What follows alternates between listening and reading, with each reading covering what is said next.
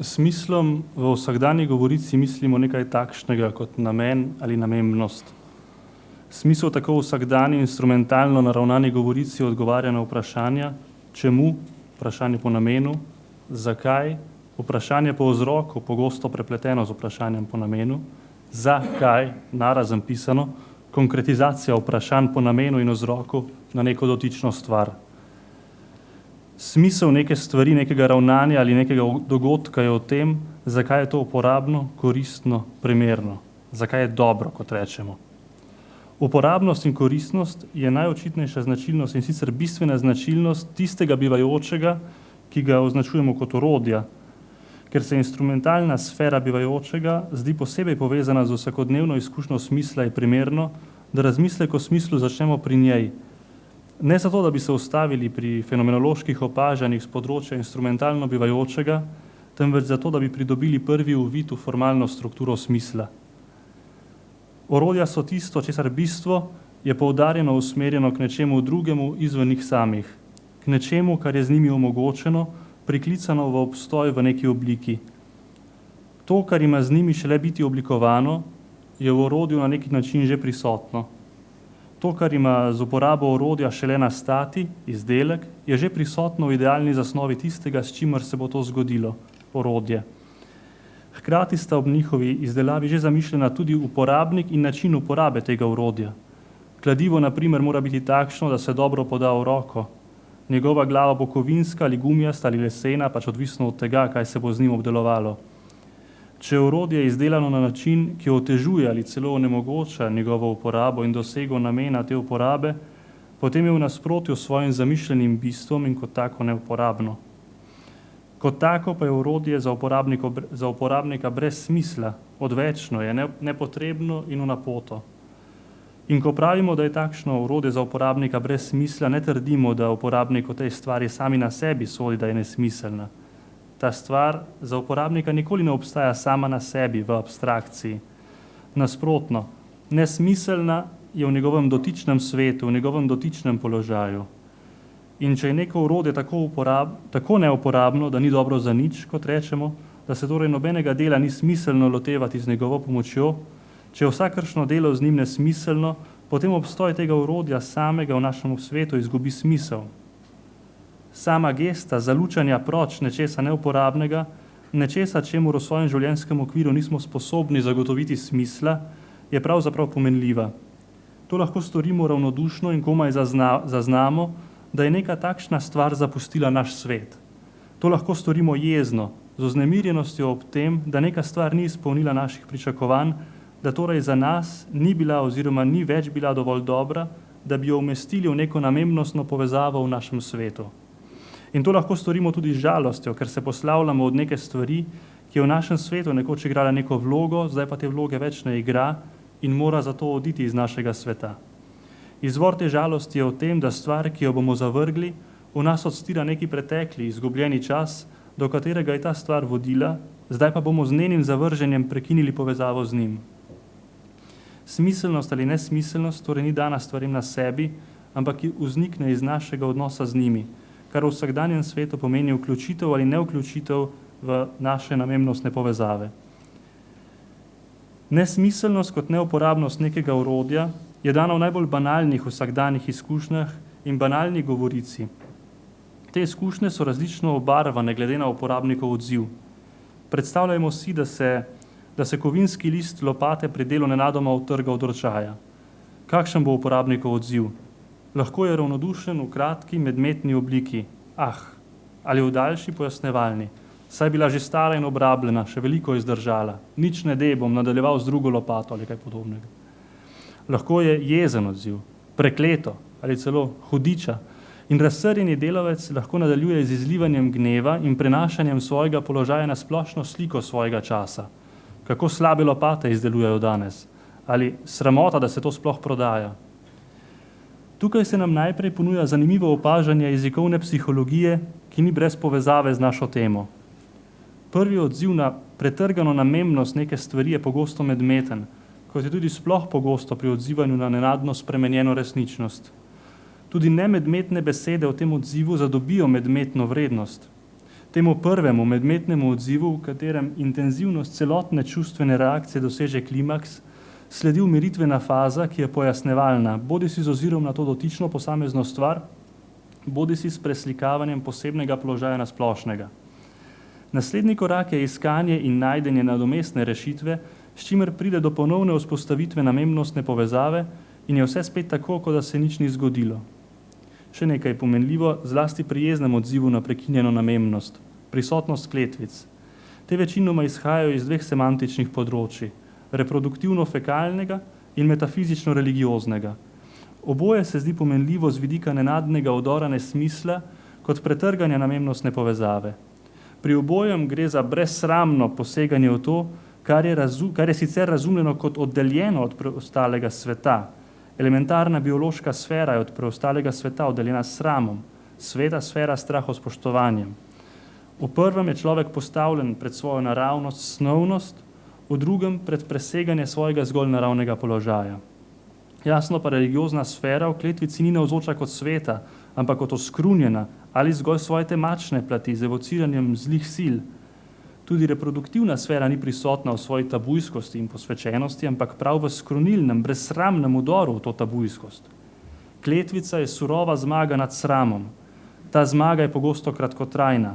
Zmago nad sramom nadomesti sram nad kletvico, se pravi sram prav nad to navidezno zmago nad sramom. Kletvica je protest zoper nesmiselnost nekega svetnega položaja, nekega mojega sveta, a hkrati tudi performativna afirmacija vdanosti v to nesmiselnost. V kletvici nesmisel vzbuja tako strah kot naslado.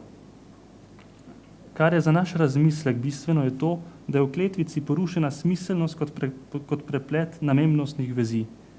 Evociranje zlih sil z religioznega področja nakazuje globok pretres, porušenje nekega znanega sveta, odor nedomačnosti.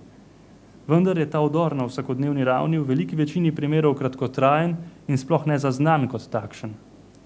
Možnost pretresa in zrušitve nekega sveta se po večini daje zgolj kot možnost.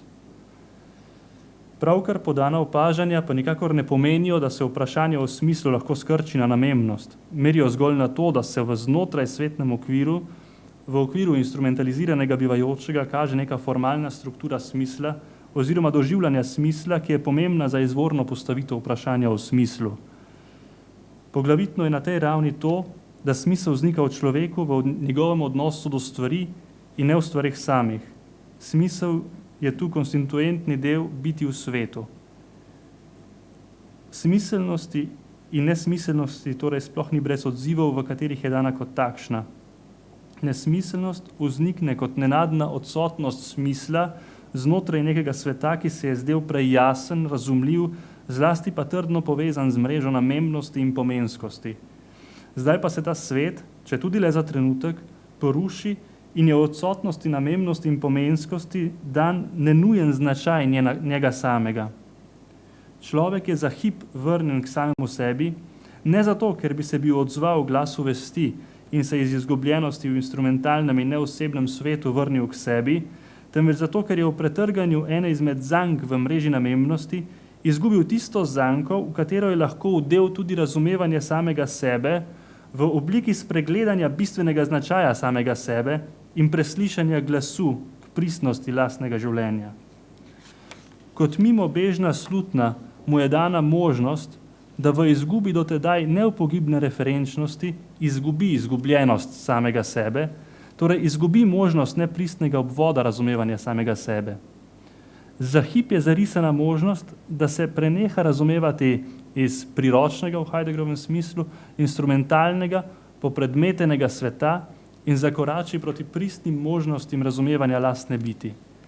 Ta možnost v zapadlem vsakdanjostnem svetu z večine ostaja neuresničena in izguba neizgubljena. Pretrganje namembnosti, pretrganje referencialnih povezav, ki moj svet oziroma neki svet nepristno zaokrožujejo in ga nepristno osmišljajo tako, da ga oddaljujejo od njegovega brezdanjega dna, večinoma traja le za hip in samo ne povzroči globih sprememb v človekovem samorazumevanju, v razumevanju biti prek razumevanja lastne biti, izročenemu v skrbi za to bit. Slučajna možnost izgube lastne izgubljenosti pač še ni isto, kakor na glas uvesti utemeljena odločitev za življenje iz samolastnih, pristnih možnosti svoje eksistence in izgubo izgubljenosti v tiraniji brezosebnosti, v tiraniji brezosebnega tretjeosebnega se, das man, ki svojo tiranijo izvaja tako, da se polasti jazovega kraljestva v jazu samem in jaz iz njega izžene ali ga v njem samem poniža v svojega služabnega.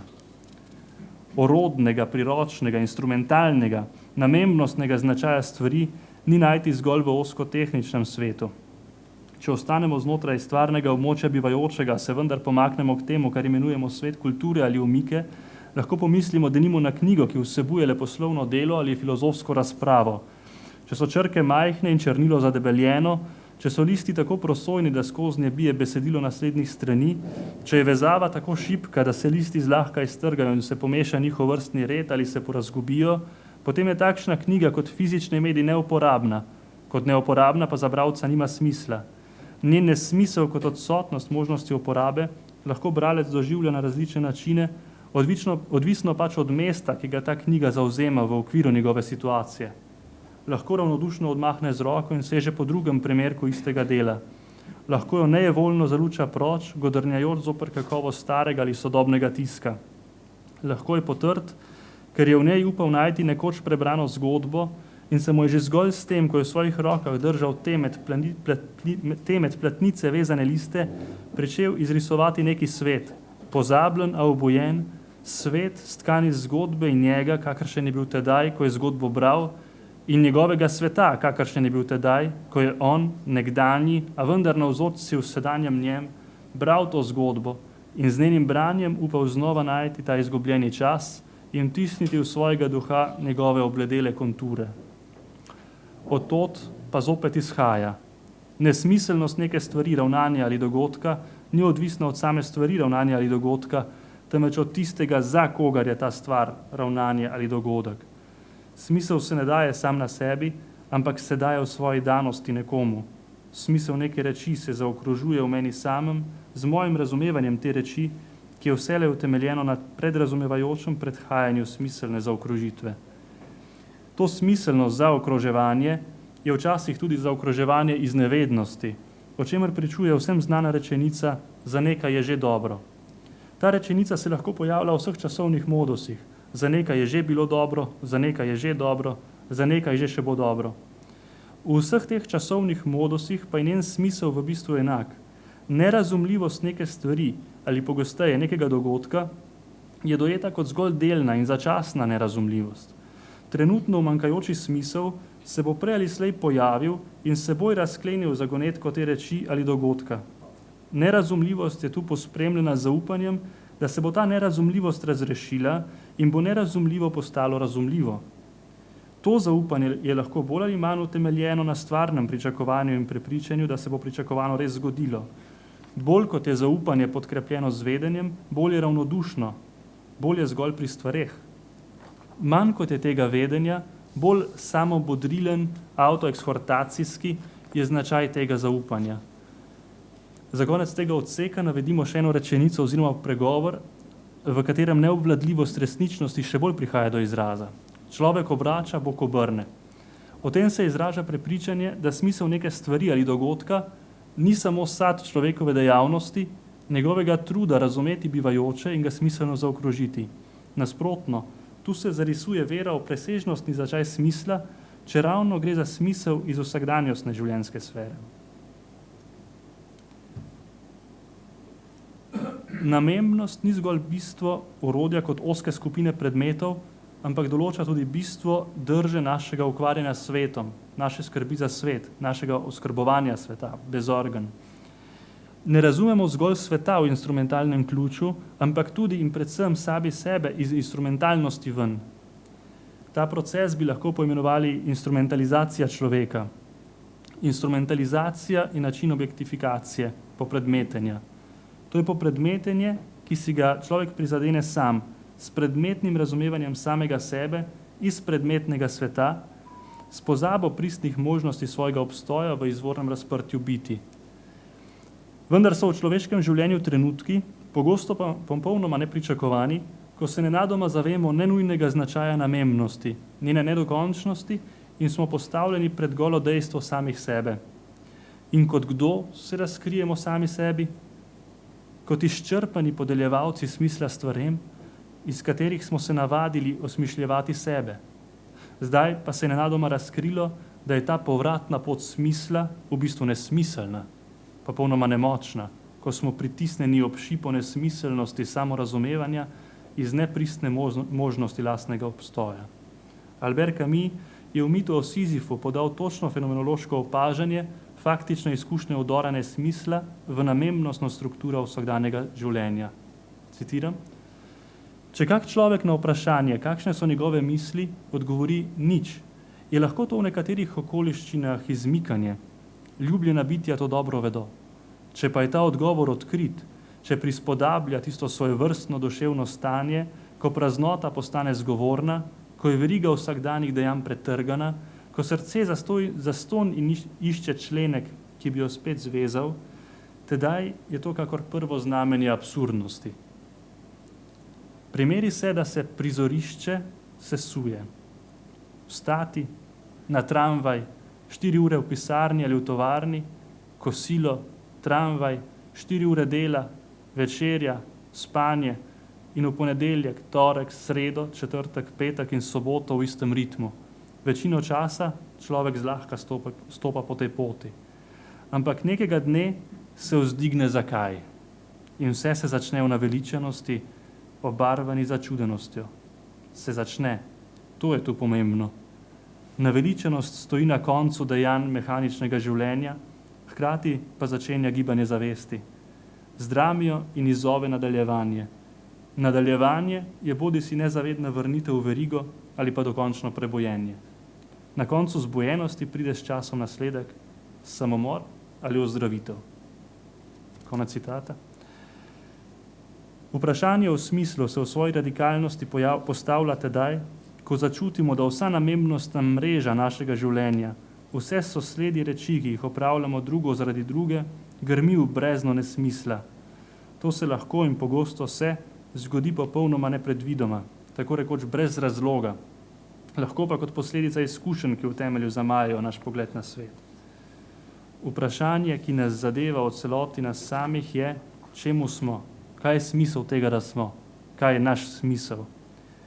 To je radikalno vprašanje, v katerem ni pretrgana zgolj ena zanka v mreži namembnosti, ampak smo sami postavljeni izven vsakršne instrumentalnosti, še več izven vsakršne možnosti instrumentalnosti in smo postavljeni sami predse v popolnoma osamljeni posamezniški izročenosti možnosti lastnega življenja nam samim. Ničesar in nikogar ni, ki bi lahko stopil na naše mesto. Če nam grozi nekaj znotraj svetnega, nas sočlovek lahko reši tega tako, da obrani nevarnost, ki nam preti, ali nas celo nadomesti na našem mestu in je na mesto nas soočen s tistim, kar nam je grozilo. Toda bremena izročenosti samemu sebi nas ne more rešiti nihče. Edini pomočnik, ki ga imamo pri odločanju za življenje iz pristnosti lastnih eksistencialnih možnosti, v življenju iz izvorne razprtosti biti, je naša vest. Toda naša vest je tudi naš sodnik. Njen glas je molk, a molk, ki predira stene našega neobstoja sredi brezosebnosti sveta. Biti sredi brezosebnosti sveta pa ne pomeni drugega, kot biti ta brezosebnost sama. Živeti to brezosebnost samo kot lastno bit. Pustiti, da je tvoj samolastni, vselej posamezniški jaz, odsunjen proč iz samega sebe in na njegovem mestu v tebi zavlada brezosebni dasman. Temeljna življenjska drama je boj za obstoj samega sebe v samem sebi, v živetju pristnih, samolastnih, nujno posamezniških možnosti lastne eksistence. V tesnobi nenadoma izgubi pomen ves namembnosti preplet instrumentalno pojmovanega bivajočega. V tesnobi se ne kaže nič znotraj svetnega, ampak je v njej razprt svet kot svet. V poprejšnjo domačnost v svetu nepristno skrčenem na instrumentalno objektivirano prezenco udre nedomačnost. Nedomačnost naše biti v svetu same. Nismo tesnobni zaradi tega ali onega, ampak zaradi vsega in ničesar. Kar se razkriva, je vse in nič. Je svet v možnosti izvornega osmišljenja iz izvorne odprtosti biti v našem tu.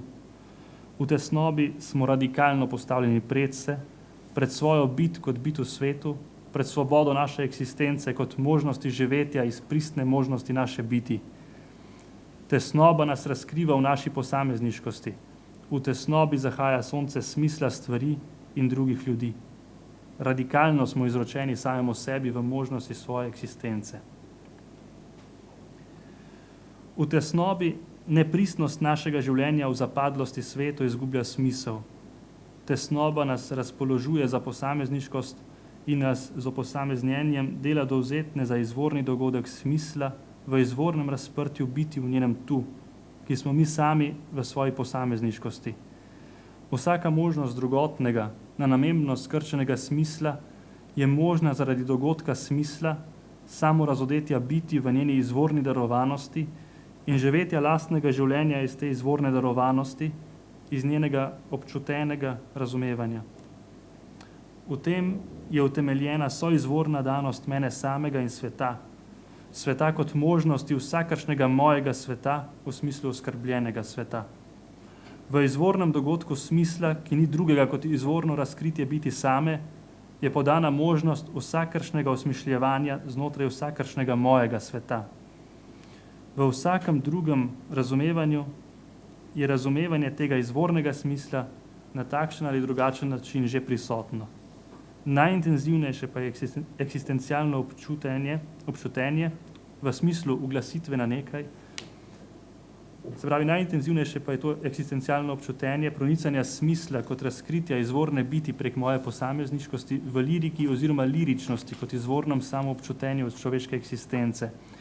Izvornem zato, ker smo v njem pri izvoru svoje biti, iz katerega bit kot smisel nenehno vre v obliki moje posamezniškosti. Če bi poskušali podati diagnozo o času, v katerem živimo, z ozirom na vprašanje o smislu, bi lahko opazili, da je zmagoslavjem poznanstvenjenega, tehnicističnega mišljenja vprašanje smisla odrinjeno na obrobje družbene in posameznikove zavesti, če že ne prezirano.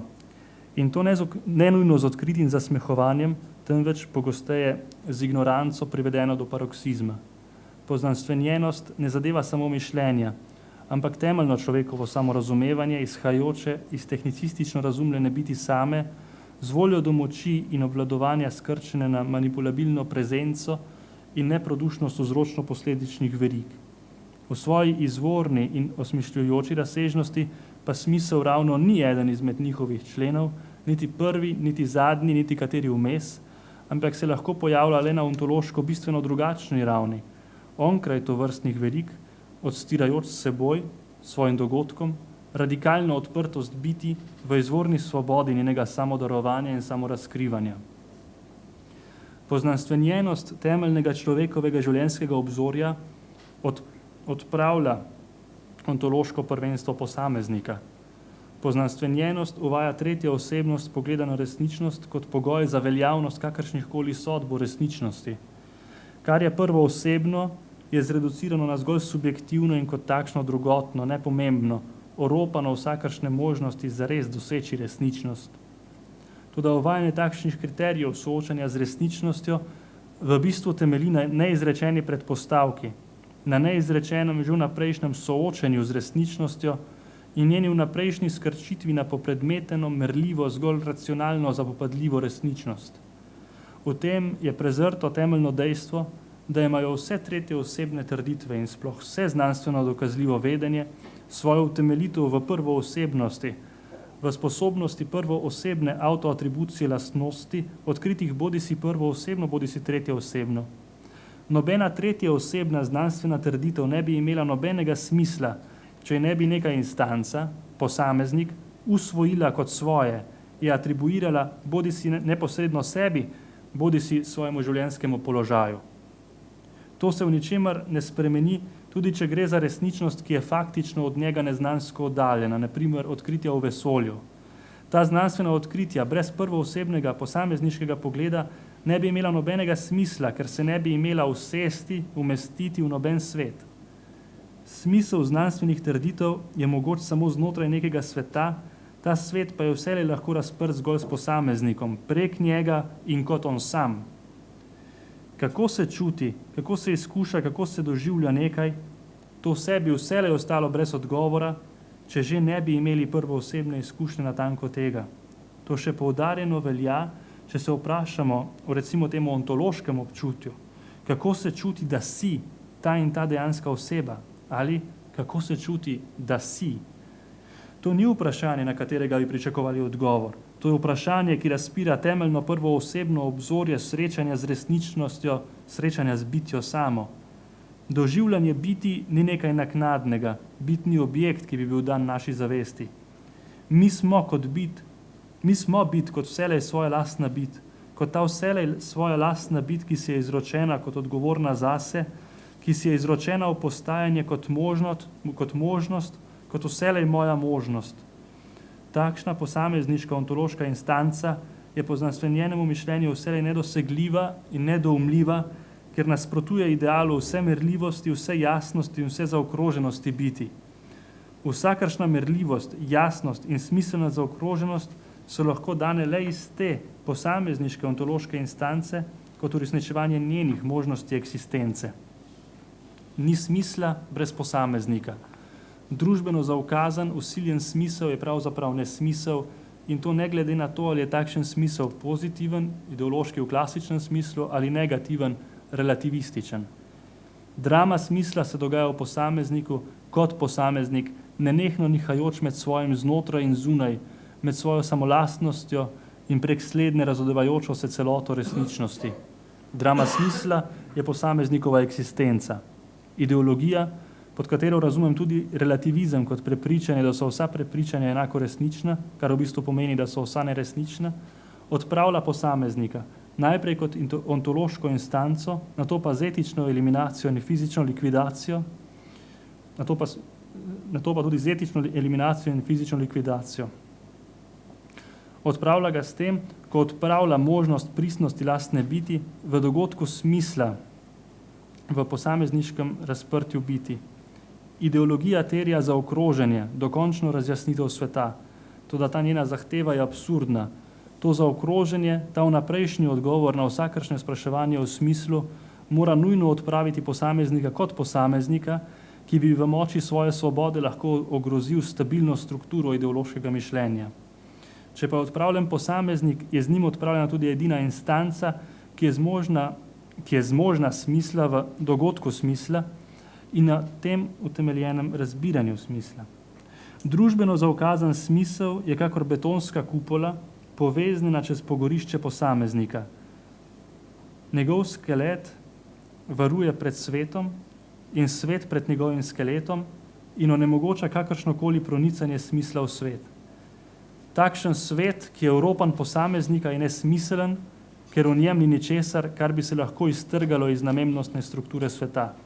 Takšen svet nujno postane antihuman pa zato, ker je bil že prej protismiselen, zaprt za možnost posamezniškega pronicanja smisla v svet. S posamezniškim pronicanjem smisla v svet se vzpostavljajo civilizacija, kultura, narod. Možnosti posameznikove eksistence so vedno vnaprej določene z zgodovino, ki ji pripada. Ni izvzet iz zgodovine, a vendar mu je v izročenosti samemu sebi, v udejanjanju možnosti lastnega obstoja, dana možnost apropriacije izročila, religioznega, narodnega, kulturnega, na takšen ali drugačen način. Pristnost njegove eksistence s to usvojitvijo ni presojena drugače, kot uresničevanje nobene druge njegove eksistencialne možnosti, torej z vestjo.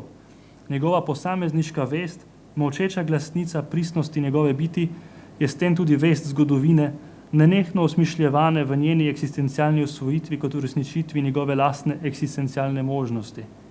Zahodnost, evropskost in slovenstvo so nam dani kot dediščina in eksistencialna izbira. Obzorje so, ki zadobiva svod z našimi življenji in oder, na katerem smo mi liki v drami dogodka smisla. Hvala.